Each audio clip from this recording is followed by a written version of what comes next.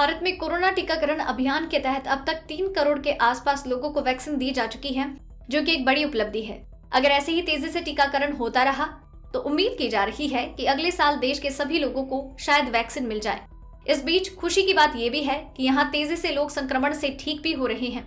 स्वास्थ्य मंत्रालय के अनुसार देश में इस समय कोरोना से स्वस्थ होने की दर 96.75% है, यानी अब तक 1 करोड़ 9 लाख से ज्यादा मरीज ठीक हो गए हैं। इन सब के बीच एक बड़ा सवाल ये भी है कि वैक्सीन मिलने के बाद भी अगर संक्रमण हो रहा है तो इसकी वजह क्या हो सकती है।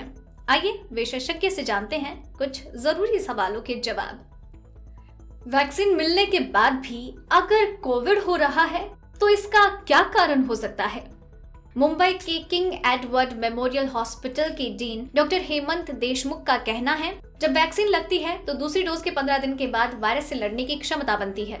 लेकिन अगर वैक्सीन लगने के तुरंत बाद भी लोग कोविड एप्रोप्रिएट बिहेवियर यानी कोरोना से बचाव के उपाय नहीं रखते तो उन्हें वायरस से संक्रमण की संभावना होती है। ऐसे में अगर वैक्सीन लगने के बाद कोई संक्रमित हुआ तो वायरस से गंभीर प्रभाव नहीं होगा।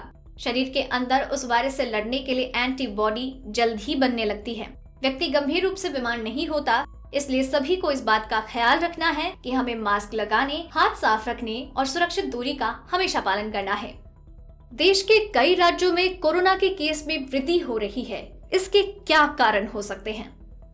डॉक्टर हेमंत कहते हैं, देश में कोरोना महामारी को लगभग 1 साल से ज्यादा का वक्त हो चुका है। सभी अब जानते हैं कि इस वायरस का संक्रमण बहुत तेजी से हो रहा है, लेकिन अब हमारे देश में कोरोना की दूसरी लहर यानी सेकेंड वेव आ रही है।